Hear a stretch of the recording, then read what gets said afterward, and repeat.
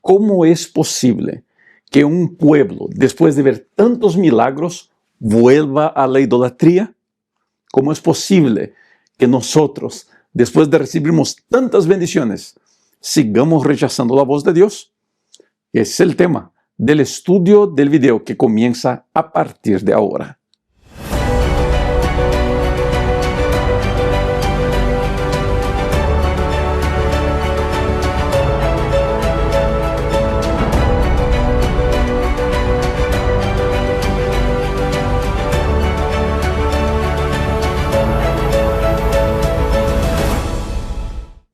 Sin lugar a duda, una de las peores características del ser humano es volver a la idolatría a la primera oportunidad que tiene. Esa no es una realidad del pueblo de Israel, es una realidad de todos nosotros. Es muy común que nosotros volvamos a la misma vida de pecado, de adicción, de maldad, así que se presente la primera dificultad. Vamos a ver en el estudio de esta semana la idolatría del pueblo. Vamos a ver el deseo de Moisés salvar el pueblo. Vamos a ver cómo Moisés es un tipo de Cristo, cómo Moisés trabaja la intercesión por el pueblo. Pero más importante de todo el estudio de esta semana es que nosotros veamos cómo nosotros podemos no volver a eso.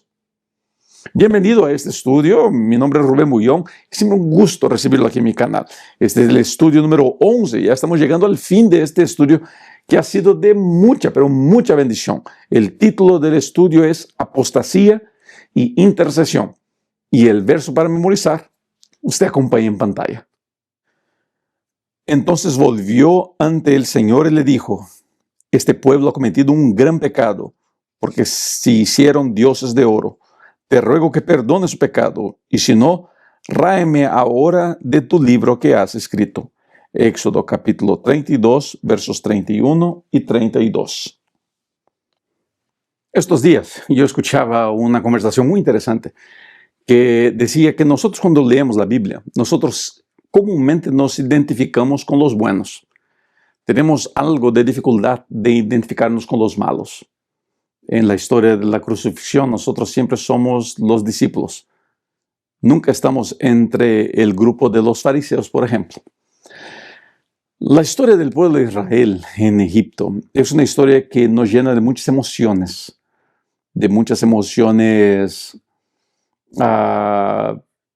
radicales en relación a la terquedad del pueblo, la incredulidad de un pueblo que tuvo condiciones de ver cosas increíbles. Nosotros nunca tuvimos condiciones de ver ni el 1% de lo que los israelitas vieron. Y nosotros por veces creemos que tenemos más fe que ellos. Pero la realidad de la vida es que nosotros somos exactamente como el pueblo de Israel. A la primera turbulencia, la primera inquietud, volvemos al pecado. Y algunas características se muestran en la vida del pueblo que se muestra mucho en nuestra vida. Una de ellas es la dependencia que el pueblo tenía del líder y no de Dios. Es muy común en tiempos de Internet que las personas se conecten más con las personas de la Internet que con la palabra o que con Dios. Yo trabajo con Internet há muchos años ya y veo la obsesión que las personas tienen con personalidades de Internet y en especial la cuestión de la predicación. Mucha gente llega a creer de manera ciega en predicadores, de manera ciega en influenciadores de la Internet. Y queridos, mi intención no es decir que hay gente buena o mala, o quién es bueno o quién es malo. No es eso. Mi punto es este. Usted no debería creer en lo que yo digo solamente porque yo lo dije. Así que usted tampoco debería rechazar algo solamente porque alguien dijo lo contrario. Nuestra fidelidad no puede ser basada en lo que dicen las personas, y sí en lo que yo tuve condiciones de entender en el estudio de la Biblia. La Biblia es mi única fuente de conocimiento, regla y vida. Entonces, si yo no he estudiado la Biblia, no importa lo que dijo el pastor A, B o C. Mi primera preocupación debería ser buscar en la palabra, buscar el conocimiento bíblico. ¿Entiendes? Esa debería ser nuestra primera preocupación. Si nosotros buscamos por ese camino, será mucho más fácil encontrar la fidelidad a Dios. Mi fidelidad a Dios no está conectada a la iglesia, no está conectada a la predicación o al predicador, está conectada directamente a mi conocimiento de la Biblia. Y veremos eso durante los próximos estudios. Una de las fallas del pueblo es que a partir del momento que Moisés desaparece de escena por 40 días, el pueblo se vuelve loco, porque ya no tienen el líder. ¿A quién van a seguir? Queridos amigos, queridas amigas, por favor entendamos eso. Nosotros no seguimos a personas, no seguimos a seres humanos, nosotros seguimos a Dios, seguimos a la palabra. Esa es nuestra fuente de conocimiento, de búsqueda. Seguimos a la palabra de Dios, buscamos en la palabra de Dios. Eso es muy importante. Espero que usted entienda eso. Segunda lección que tenemos que aprender. Una de las primeras reacciones del pueblo en pecado es tirarle la culpa a los demás. Aarón siempre, en todo el momento, tira la culpa de su error a otras personas. Y esa es una actitud que está hiriendo y lastimando a mucha gente. Yo tengo ese trabajo muy intenso con mis hijas y yo fui enseñado de esta manera por mis padres. Hazte responsable de tus acciones y la gente te perdonará. Tírale la culpa a los demás y no le encontrarás ni paz a los demás ni a ti mismo. Una de las cosas que vemos en la vida de Aarón es su incapacidad de hacerse responsable. Pero termina esta introducción añadiendo una nota interesante. Aarón, con todas sus fallas y con todas sus equivocaciones, pudo un día llegar a ser el líder espiritual del pueblo. Eso quiere decir que mis fallas y mis errores no van a limitar mi trabajo por Dios si yo estoy dispuesto a abandonar mis fallas, mis errores y dedicarme a Dios. Así que, querido, te desafío a que te dediques a Dios, que te entregues a Dios y que sigas avanzando con Dios todos los días de tu vida.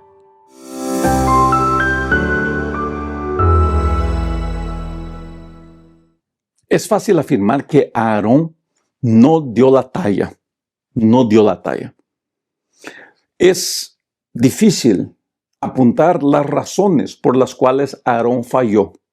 Sabemos que falló. Sabemos que al momento que tuvo que imponerse, en el momento que tuvo que plantarse firme, él no tuvo condiciones de hacer eso. Queridos, permítame hablar de manera especial hoy día sobre nosotros los pastores. Nosotros pastores tenemos una misión muy importante, que es liderar la iglesia. Y liderar es mucho más que un título. Liderar demanda en muchos momentos tomar posiciones o decisiones que no van a agradar a la mayoría. Yo me acuerdo de haber trabajado con pastores que nunca tuvieron fuerza de tomar decisiones, que siempre querían que los demás, que vamos a votar, que vamos a pensar, que vamos a decir. Comúnmente gente que actúa de esa manera es porque si las cosas salen bien, no es su responsabilidad, y si las cosas salen mal, no es su responsabilidad. Una de las mejores maneras de siempre ganar es no posicionarse. Si no me posiciono, pues mira que yo dejé que la cosa fuera y salió todo bien. Y si no digo nada, pues si las cosas salen mal después que yo no dije nada, pues yo siempre digo, pues yo no tuve la culpa, yo no dije nada.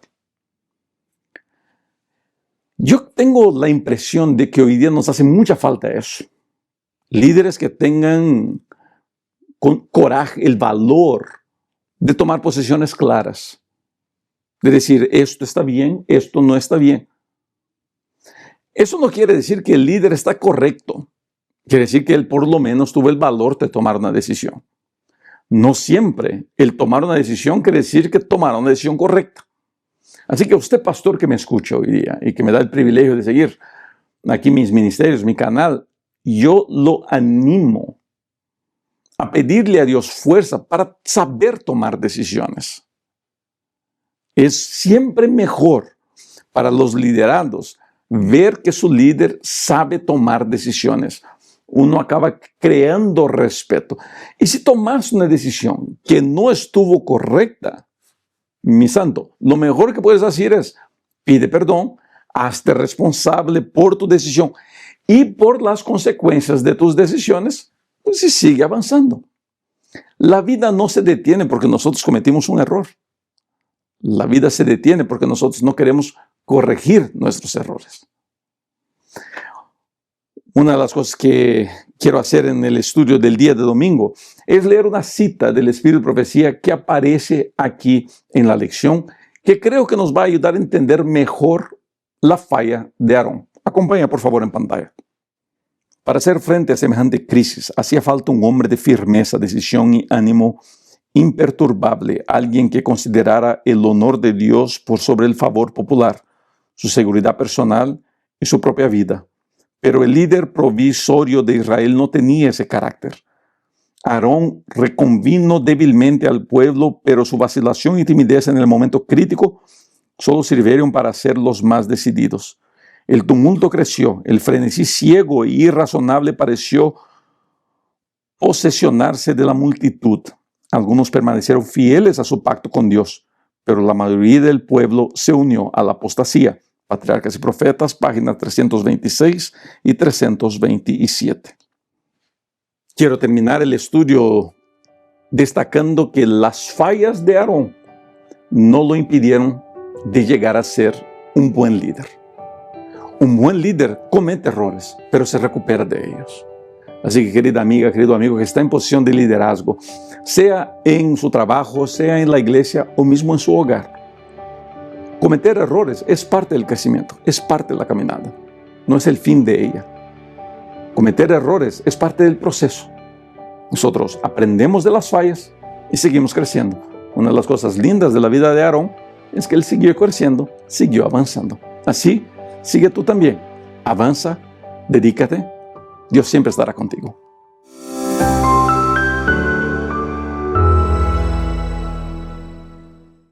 Escuché estos días algo asustador, pero creo que te va a ayudar. Dice así: nosotros nunca abandonamos nuestros ídolos. Nosotros solamente logramos callarlos por un tiempo. Interesante, ¿no?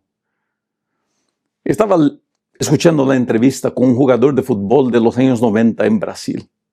Gran delantero. No tenía mucha habilidad con los pies. No era Ronaldinho con los pies. Era un tipo alto, flaco, tenía la espalda chueca, pero metía goles. Fue goleador en Brasil, después se fue a Portugal, fue goleador en Portugal. Un tipo raro. Llegó a la selección brasilera, pero pues fue un tiempo donde no había mucho espacio para otros delanteros, sino los grandes delanteros que Brasil tuvo en los años 90. Pues que hablando de fútbol, me encanta el fútbol.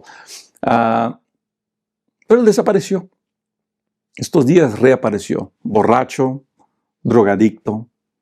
Entonces comenzó una campaña en Brasil, tratando de ayudarlo a salir de todo eso. Y gracias a Dios y a la ayuda de mucha gente, ese muchacho tuvo éxito. Abandonó la drogadicción, abandonó el alcoholismo. Y uno piensa, bueno, abandonó. Pero al mirar la entrevista, él decía: yo nunca dejé de ser drogadicto. Yo nunca dejé de ser alcohólico. Mis demonios ahí están.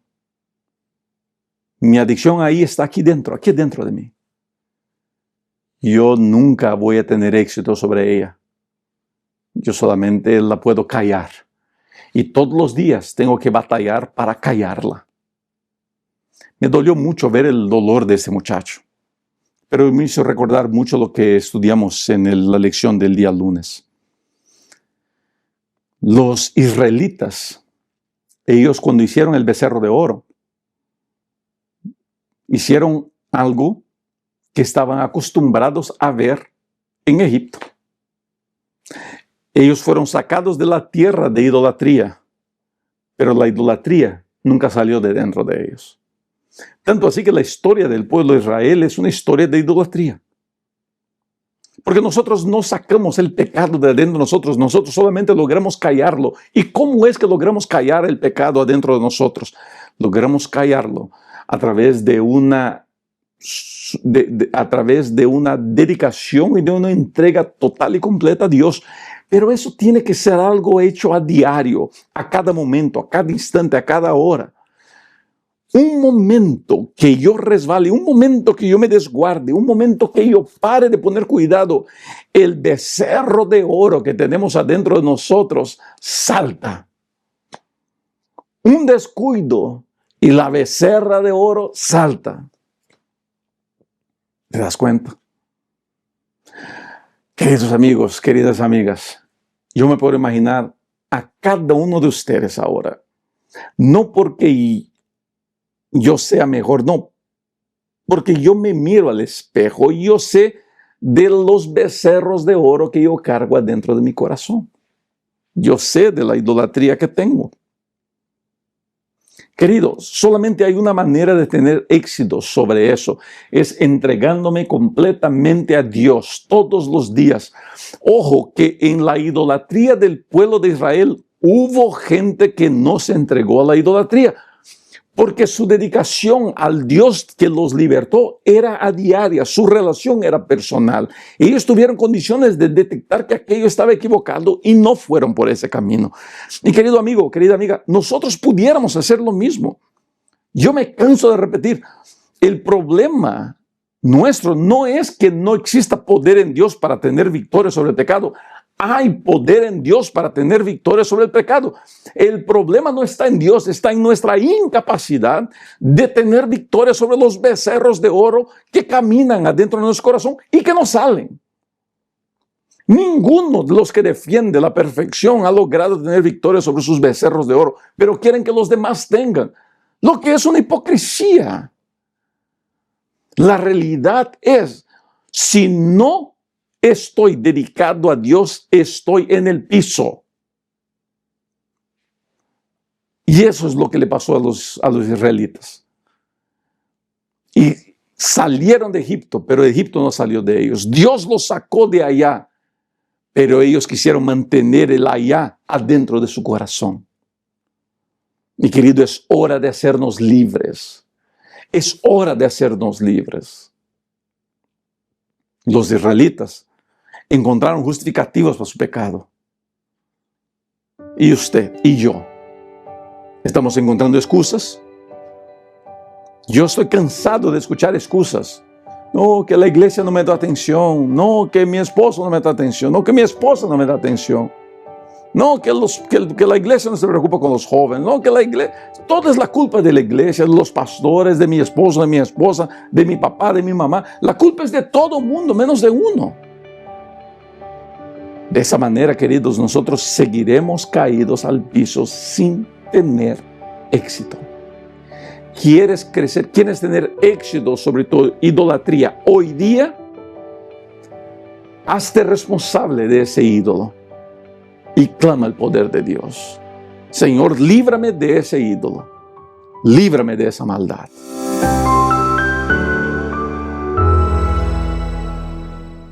¿Sabes cuál es el problema? Comenzando bravo, ¿no? ¿Sabes cuál es el problema? El problema es que Cristo no es el centro de nuestra vida. El problema no es que Moisés esté en la montaña. El problema no es que la iglesia no apoya a los jóvenes. El problema no es que la música sea muy conservadora o muy liberal. El problema no es que la mujer sea ordenada al ministerio o no. El problema no es que coman carne o sean veganos. El problema es que Cristo no es el centro de nuestro corazón.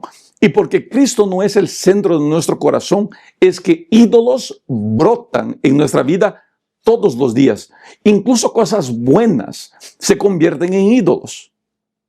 Por ejemplo, la reforma pro salud. Uy, que ahora sí me van a hacer un montón de cortes aquí. Pastor Rubén Bullón ahora se opone a la reforma pro salud. No es eso.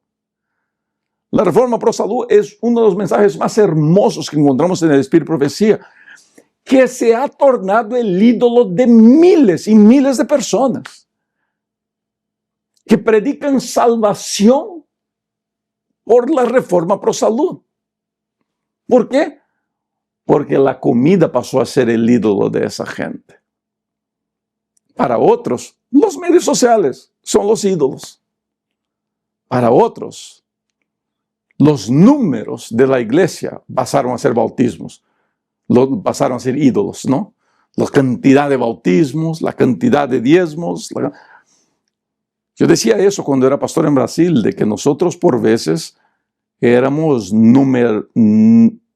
numerólatras. Entonces, me inventé la palabra.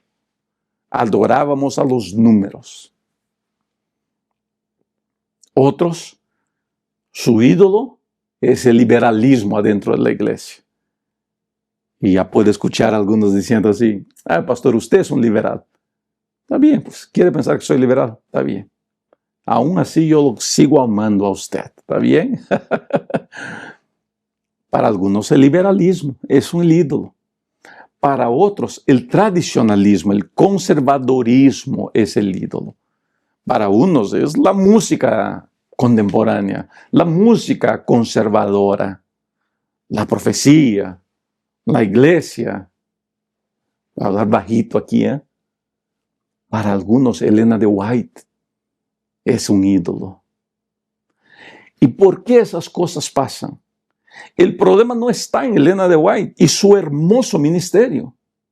El problema no está en la reforma pro salud y las bendiciones que existen de comer sano y de cuidar el cuerpo. El problema no está en la música, sea contemporánea o sea conservadora. El problema está aquí adentro, en el corazón del ser humano que está podrido y que está vacío al mismo tiempo y que necesita ser lleno, pero de Cristo, no de doctrinas, no de profecías, no de reformas, no de músicas, de Cristo. Y si Cristo no es el primero, entonces no es nada. ¿Por qué existen tantos ídolos en nuestras vidas? Porque hay mucha teoría y poco Cristo. Hay mucha teología y poco de Cristo. Así que el desafío que te hago hoy día es: pon más de Cristo en ti. Y verás que mientras más de Cristo tienes, menos de ídolos existen en tu vida. Inténtalo.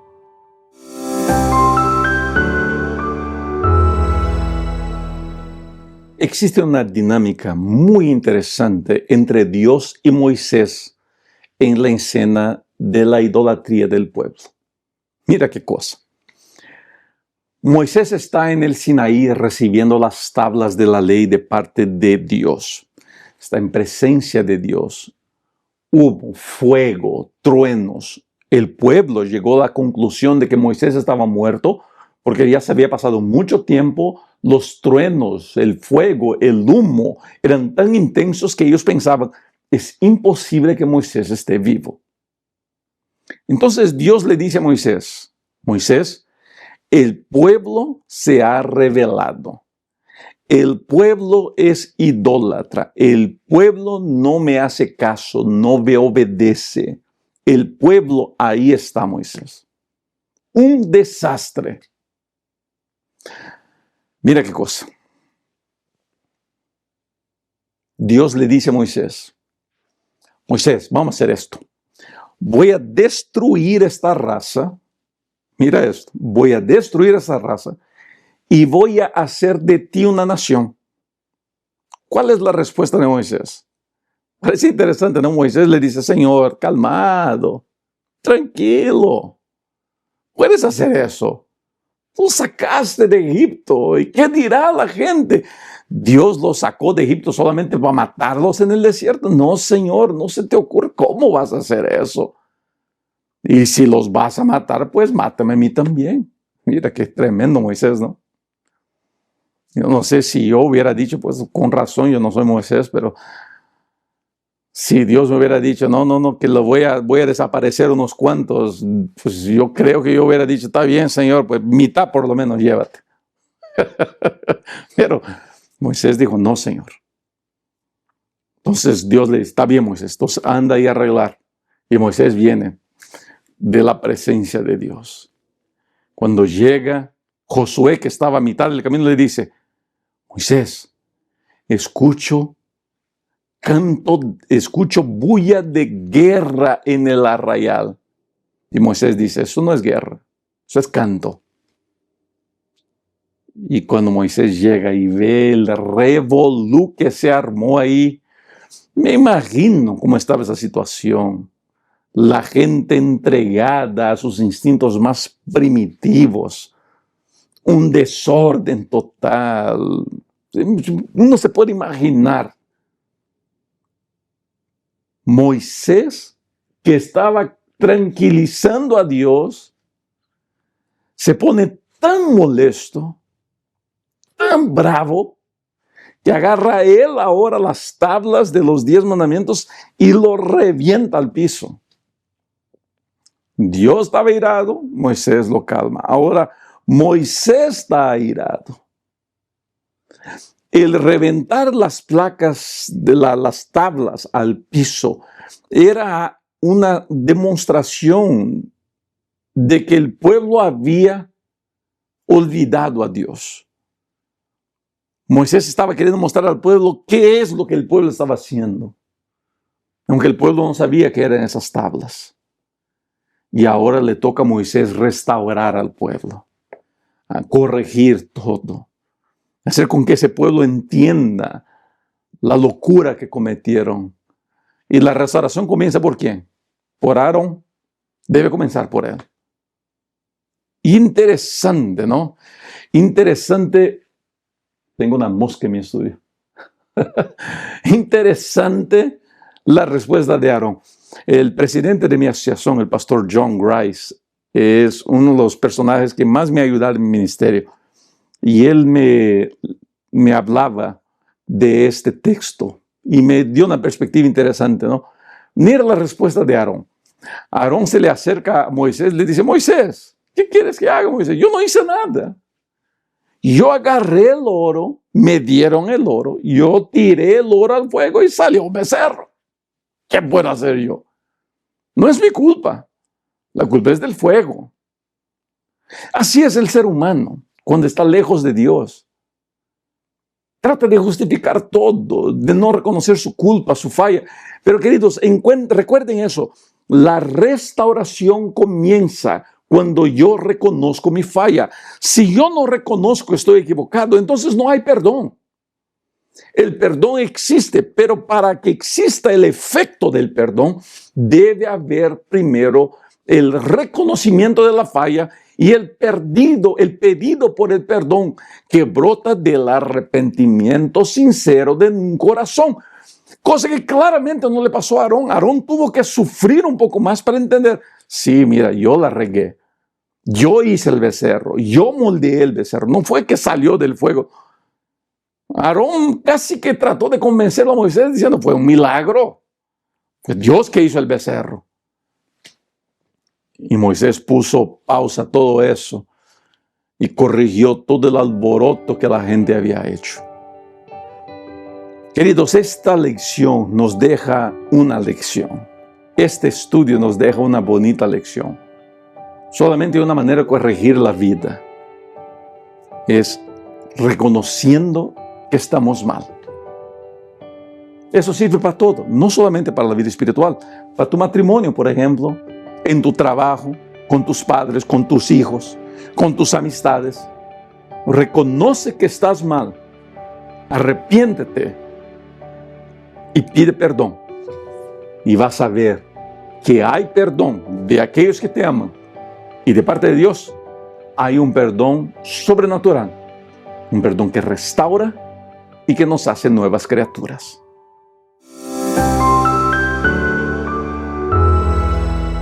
En una de las músicas más hermosas grabadas por el cuarteto Arautos do Rei en el año 2006, la parte principal de la música dice así: gracia, tan sencilla.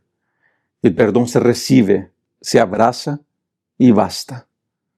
El pecado no se justifica, el pecado se paga y Cristo lo pagó por mí. Yo hablo de gracia y he dedicado mi vida a hablar de la gracia. Creo que es el tema más importante del cual la iglesia debería dedicarse a predicar. Nada es más importante que la gracia. Nada. Las iglesias deberían hablar de gracia todos los días. Insistir en gracia. Enseñar gracia. Porque solamente por la gracia somos salvos. Y eso no viene de nosotros. Es don de Dios. Es el más grande regalo que Dios le ha dado a la humanidad. Pastor, no será Jesús el más grande regalo. Jesús es la personificación de la gracia. Cuando alguien dice que no necesitamos hablar tanto de gracia, solamente cambia gracia por Jesús.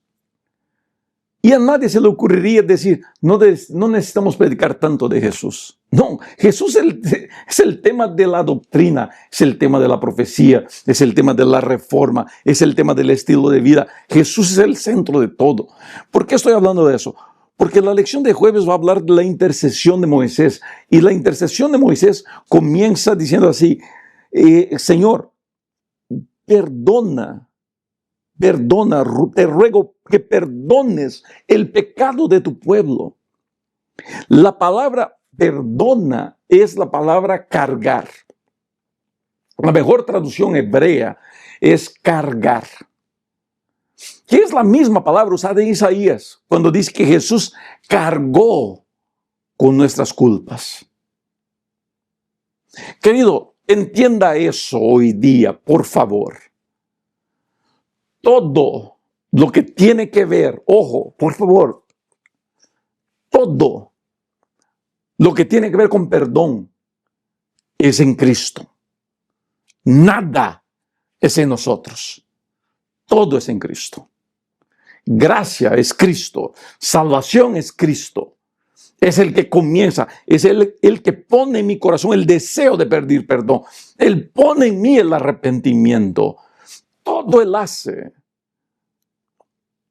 Por eso es muy importante entender gracia y predicar gracia y hablar de gracia. Por eso es tan importante este tema. Porque por veces, gente linda, nosotros nos olvidamos de que no somos nada. Pensamos que nuestro conocimiento, nuestras doctrinas o nuestras interpretaciones proféticas son lo más importante de la historia. No, gracia. Moisés sube a interceder por el pueblo. Moisés aquí es un tipo de Cristo. Él va delante del Padre y dice, por favor, no los sacrifiques. Si los vas a sacrificar a ellos, sacrifícame a mí. Cristo hizo eso. Moisés está aquí de alguna manera tratando de mostrar al pueblo lo que haría el Redentor cuando viniera miles de años después. Esa es una de las escenas más espectaculares de la Biblia. Moisés enfrentándose al Padre diciendo, no, mi vida por ellos, mi vida por ellos. Yo quisiera que usted hoy día, después de escuchar este video, saque un tiempecito para imaginar esa conversación de Moisés con el Padre, mientras el Padre le dice, Moisés, hazte a un lado que los voy a destruir a todos. Y Moisés, ahora mi imaginación también, y Moisés se para y dice, no, Señor, no, yo doy mi vida por ellos. El diablo quiso destruirnos. El diablo quiso acabarnos. La justicia demandaba la muerte del ser humano. La justicia demandaba la destrucción de tu vida, de mi vida. Pero Cristo, la persona gracia, la personificación de la gracia, Él se paró frente al tribunal del universo, abrió sus brazos y dijo, mi vida por ellos. Eso es gracia. Y es por eso que vivimos. Por eso el pecado no se justifica, se paga. La gracia existe. El perdón se recibe, no se explica. Lo único que tenemos que hacer es decir, Señor, gracias por tu gracia. ¿Ya le has agradecido a Dios hoy día?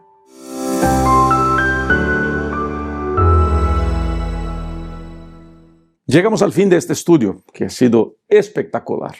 Espero que le haya gustado a usted entender el perdón y la restauración que Dios hace por nosotros es fantástico. Entender Cristo como la personificación de la gracia es vital para nuestra caminada espiritual. Pero más que todo, entender que es importantísimo hacernos cargo y responsables de las malas decisiones que tomamos es el primer paso para la restauración de nuestra vida. Por favor, jamás se olvide de eso, ¿está bien? Permítame leer una cita del Espíritu de Profecía que nos va a ayudar a entender y resumir todo el estudio de esta semana. Por favor, acompañe en pantalla. El amor, no menos que la justicia, exigía que este pecado fuera castigado. Dios es protector y soberano de su pueblo. Destruye a los que insisten en la rebelión para que no lleven a otros a la ruina. Al perdonar la vida de Caín, Dios había demostrado al universo cuál sería el resultado si se permitiera que el pecado quedara impune. La influencia que por medio de su vida y su ejemplo él ejerció sobre sus descendientes condujo a un estado de corrupción que exigió la destrucción de todo el mundo por el diluvio. Cuanto más tiempo vivían los hombres, tanto más corruptos se tornaban. Así también habría sucedido con la apostasía del Sinaí. Si la transgresión no se hubiera castigado con presteza, se habría visto nuevamente los mismos resultados. Patriarcas y Profetas, página 335. En otras palabras, lo que Elena de White quiere decir es: la maldad que existe en mí, que no es erradicada, se multiplica. El becerro de oro que está dentro de mí, que no es aplastado todos los días, se multiplicará. Y si se multiplica y yo no lo aplasto, eventualmente cobrará nueva vida y me destruirá. Por eso, querido, dependa todos los días del poder maravilloso de Dios, del poder sobrenatural del Espíritu, para aplastar los becerros de oro que hay en su corazón. Siempre dependa de Dios, siempre. Y verá cómo Dios está dispuesto a hacer maravillas en tu vida. Que Dios te bendiga mucho. Nos vemos para los próximos videos aquí en mi canal. Y por favor, siga suscribiéndose y participando con nosotros siempre. ¿Te parece? Chao.